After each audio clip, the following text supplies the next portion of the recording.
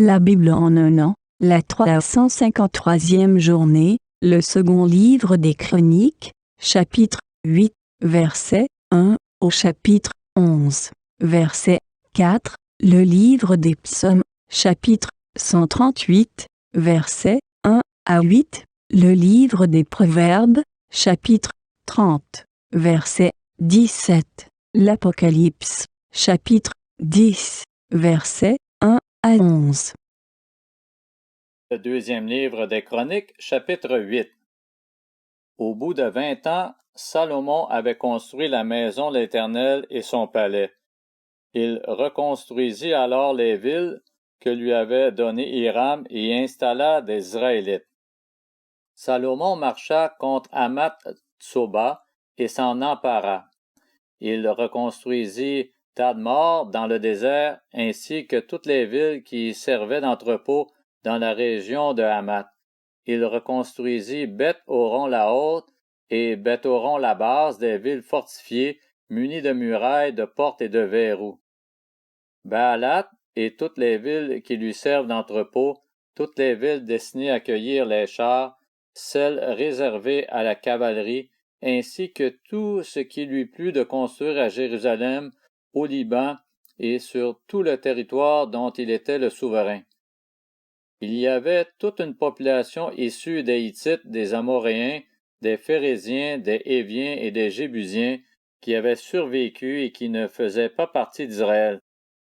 Leurs descendants étaient restés après eux dans le pays parce que les Israélites ne les avaient pas détruits.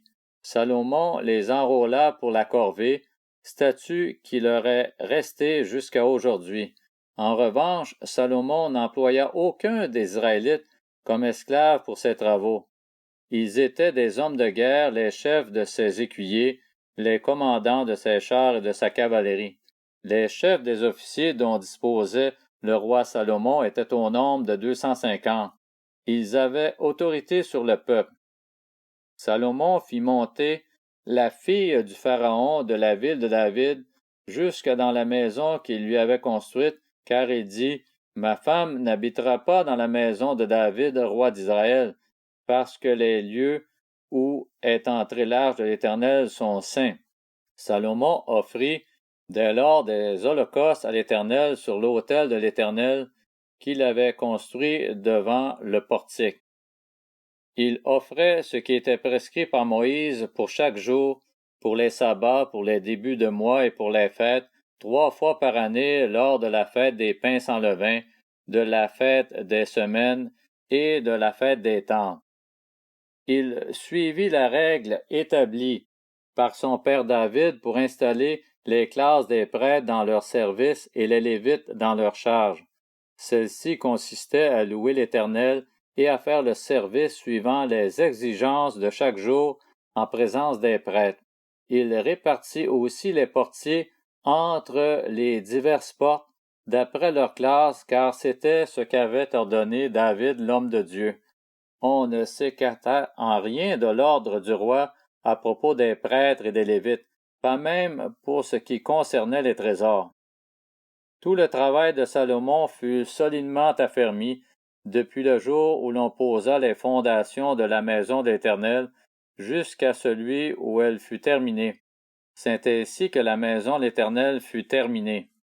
Salomon partit alors pour Edjon-Guéber et Élat, sur les bords de la mer des Roseaux, dans le pays d'Édom.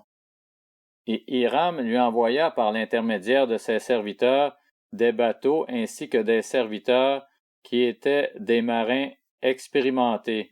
Ils allèrent avec les serviteurs de Salomon à Ophir, et ils en rapportèrent plus de 13 tonnes d'or qu'ils remirent au roi Salomon.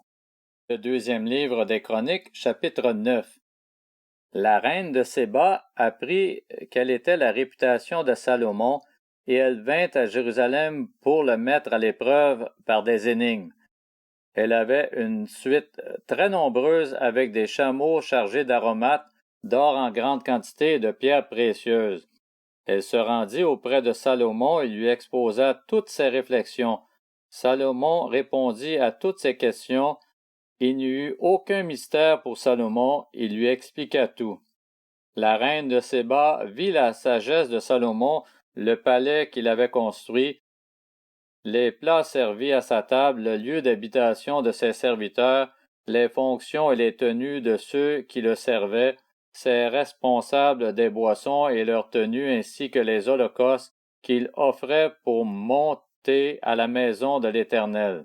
Elle en eut le souffle coupé et dit au roi, « C'était donc vrai ce que j'ai appris dans mon pays au sujet de ta situation et de ta sagesse.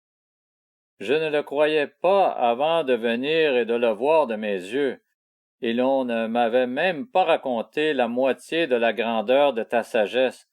Tu surpasses ce que j'avais appris par la rumeur. Heureux tes hommes, heureux tes serviteurs, puisqu'ils sont constamment devant toi et peuvent bénéficier de ta sagesse. Béni soit l'Éternel ton Dieu qui t'a choisi pour te placer sur son trône comme roi pour l'Éternel ton Dieu. C'est parce que ton Dieu aime Israël et veut le faire subsister éternellement qu'il t'a établi roi sur lui pour que tu exerces le droit et la justice. Elle donna au roi plus de 3,5 tonnes d'or, une très grande quantité d'aromates et des pierres précieuses. Il n'y eut plus d'aromates pareils à ceux que la reine de Séba donna au roi Salomon. Les serviteurs de Hiram et ceux de Salomon, qui rapportèrent de l'or d'Ophir, ramenèrent aussi du bois de santal et des pierres précieuses. Avec ce bois de santal, le roi fit des escaliers pour la maison de l'Éternel et pour le palais royal, ainsi que des harpes et des luttes pour les musiciens. On n'en avait pas vu de pareil auparavant dans le pays de Juda. Le roi Salomon donna à la reine de Séba tout ce qu'elle désira, ce qu'elle demanda, plus qu'elle ne lui avait apporté. Puis elle repartit et rentra dans son pays avec ses serviteurs. Le poids de l'or qui arrivait chez Salomon chaque année était de près de 20 tonnes. En plus de tout ce qu'il retirait des négociants et des marchands qui en apportaient, ainsi que de tous les rois d'Arabie et des gouverneurs du pays qui lui apportaient de l'or et de l'argent. Le roi Salomon fit 200 grands boucliers en or battu, pour chacun desquels il employa 7 kilos d'or battu, et 300 autres boucliers en or battu, pour chacun desquels il employa près de 2 kilos d'or. Il les plaça dans la maison de la forêt du Liban. Le roi fit aussi un grand trône en ivoire et le couvrit d'or pur. Ce trône avait 6 marches et un marchepied en or qui lui était fixé. Il y avait des bras de chaque côté du siège. 2 lions se trouvaient près des bras et 12 lions sur les 6 marches de chaque côté. On n'a rien fait de pareil pour aucun royaume. Toutes les coupes du roi Salomon étaient en or et toute la vaisselle de la maison de la forêt du Liban était en or pur. Rien n'était en argent. On n'en faisait aucun cas à l'époque de Salomon. En effet, le roi avait des bateaux long courriers qui naviguaient avec les serviteurs de Hiram. Tous les 3 ans, les bateaux long courriers arrivaient, chargés d'or, d'argent, d'ivoire, de singes et de paons. Le roi Salomon dépassa tous les rois de la terre par ses richesses et sa sagesse. Tous les rois de la terre cherchaient à le voir pour bénéficier de la sagesse que Dieu lui avait donnée, et chacun d'eux apportait son cadeau, des objets en argent et en or, des habits, des armes, des aromates, des chevaux et des mulets. Cela se passait de cette manière chaque année. Salomon avait 4 000 stalles pour les chevaux destinés à ses chars et 12 000 cavaliers qu'il plaça dans les villes où il gardait ses chars et à Jérusalem près de lui. Il dominait sur tous les rois établis entre l'Euphrate et le pays des Philistins et jusqu'à la frontière de l'Égypte. Le roi rendit l'argent aussi commun à Jérusalem que les pierres et les cèdres aussi nombreux que les sycomores qui poussent dans la plaine. C'était en Égypte et dans tous les pays que l'on achetait des chevaux pour Salomon. Le reste des actes de Salomon, des premiers aux derniers, est écrit dans les annales du prophète Nathan, dans la prophétie d'Akija de Silo et dans les révélations du voyant Jéhédo sur Jéroboam, fils de Nébat. Salomon régna 40 ans à Jérusalem sur l'ensemble d'Israël. Puis il se coucha avec ses ancêtres, et on l'enterra dans la ville de son père David. Son fils Roboam devint roi à sa place. Le deuxième livre des Chroniques, chapitre 10. Roboam se rendit à Sichem, car tout Israël y était venu pour le proclamer roi. Lorsque Jéroboam, le fils de Nébat, l'apprit, il se trouvait en Égypte, où il s'était enfui, loin du roi Salomon, et il en revint. On le fit appeler. Jéroboam et tout Israël vint alors trouver Roboam et lui dire, « Ton père a exercé une dure domination sur nous. Maintenant, allège le dur service et la domination particulièrement lourde que nous a imposé ton père, et nous te servirons. » Il leur répondit, « Revenez vers moi dans 3 jours. » Et le peuple s'en alla. Le roi Roboam consulta les anciens qui avaient été au service de son père Salomon pendant sa vie. Il leur demanda, « Que me conseillez-vous de répondre à ce peuple? » Voici ce qu'ils lui dirent. « Si tu fais preuve de bonté envers ce peuple, si tu les accueilles favorablement en leur adressant des paroles bienveillantes, ils seront pour toujours tes serviteurs. » Mais Roboam délaissa le conseil que lui donnaient les anciens et consulta les jeunes qui avaient grandi avec lui et qui faisaient partie de son entourage, et leur demanda, « Que me conseillez-vous de répondre à ce peuple? Ils me tiennent ce langage. Allège la domination que ton père nous a imposée. » Voici ce que lui dirent les jeunes qui avaient grandi avec lui. « Le peuple t'a tenu ce langage. Ton père nous a imposé une domination particulièrement lourde, mais toi allège son poids. De ton côté, dis-leur, « Mon petit doigt est plus gros que les reins de mon père. Mon père vous a imposé une domination particulièrement lourde, et bien moi, je la rendrai plus lourde encore. Lui vous a puni avec des fouets, moi je vous punirai avec des fouets munis de pointes. » Jéroboam et tout le peuple vinrent trouver Roboam le 3e jour, conformément à ce qu'avait dit le roi. « Revenez vers moi dans 3 jours. » Le roi leur répondit avec dureté. Le roi Roboam délaissa le conseil des anciens et leur dit, d'après le conseil des jeunes, « Mon père vous a imposé une domination particulièrement lourde, mais moi je la rendrai plus lourde encore. Lui vous a puni avec des fouets, moi je vous punirai avec des fouets munis de pointes. » Ainsi le roi n'écoutait pas le peuple. Ce fut en effet conduit par Dieu pour que s'accomplisse la parole que l'Éternel avait dite par l'intermédiaire d'Akija de Silo à Jéroboam, le fils de Nébat.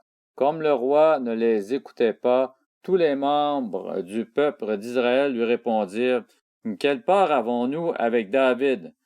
Nous n'avons pas d'héritage avec le fils d'Isaïe. À tes tentes, Israël. Maintenant, occupe-toi des tiens, David. » Et tout Israël retourna dans ses tentes. Les Israélites qui habitaient les villes de Juda furent les seuls qui reconnurent Roboam comme roi. Alors le roi Roboam envoya Adoram, qui était préposé aux corvées, vers les Israélites, mais ils le lapidèrent et il mourut. Le roi Roboam s'empressa de monter sur un char pour se réfugier à Jérusalem.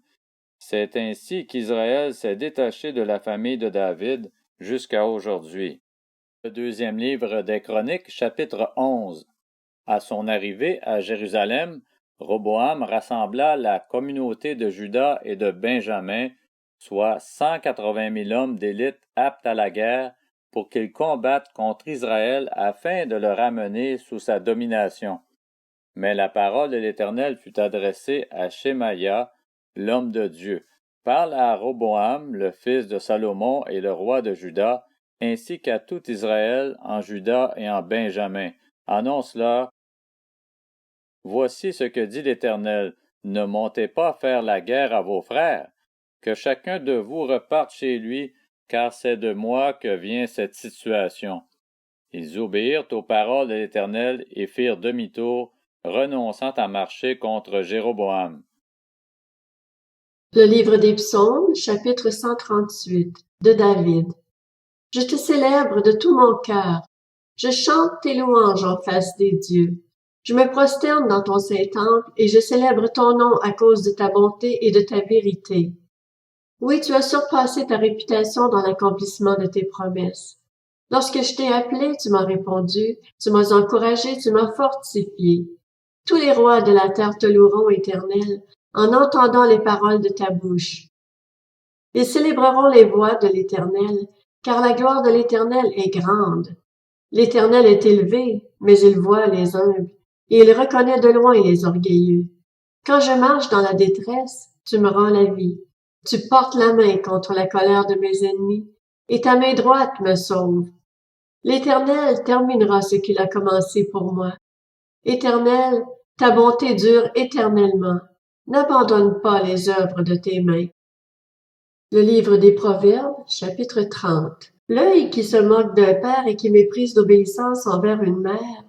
Les corbeaux de la rivière le crèveront, et les petits de l'aigle le mangeront. Le livre de l'Apocalypse, chapitre 10. Puis je vis un autre ange puissant descendre du ciel, enveloppé d'une nuée.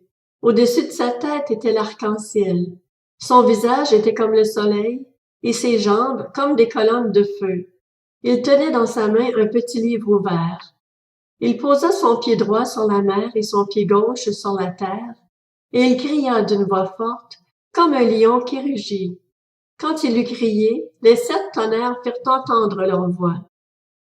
Quand les 7 tonnerres eurent fini de parler, j'allais écrire, mais j'entendis du ciel une voix qui disait, marque du sceau du secret, ce qu'ont dit les 7 tonnerres. Ne l'écris pas. Alors l'ange que j'avais vu debout sur la mer et sur la terre leva sa main droite vers le ciel et jura par celui qui vit au siècle des siècles, qui a créé le ciel et ce qui s'y trouve, la terre et ce qui s'y trouve, ainsi que la mer et ce qui s'y trouve. Il n'y aura plus de délai. Mais quand viendront les jours où l'on entendra le 7e ange sonner de la trompette, le mystère de Dieu s'accomplira comme il l'a annoncé à ses serviteurs les prophètes. La voix que j'avais entendue du ciel me parla de nouveau et me dit, « Va, prends le petit livre ouvert dans la main de l'ange qui se tient debout sur la mer et sur la terre. » J'allai donc vers l'ange et lui demandai de me donner le petit livre. Il me dit, « Prends-le et avale-le. Il sera amer dans ton ventre, mais dans ta bouche il sera doux comme du miel. » Je pris le petit livre de la main de l'ange et je l'avalai. Dans ma bouche il fut doux comme du miel, mais quand je l'eus avalé, mon ventre fut rempli d'amertume. Puis on me dit, il faut que tu prophétises de nouveau sur un grand nombre de peuples, de nations, de langues et de rois.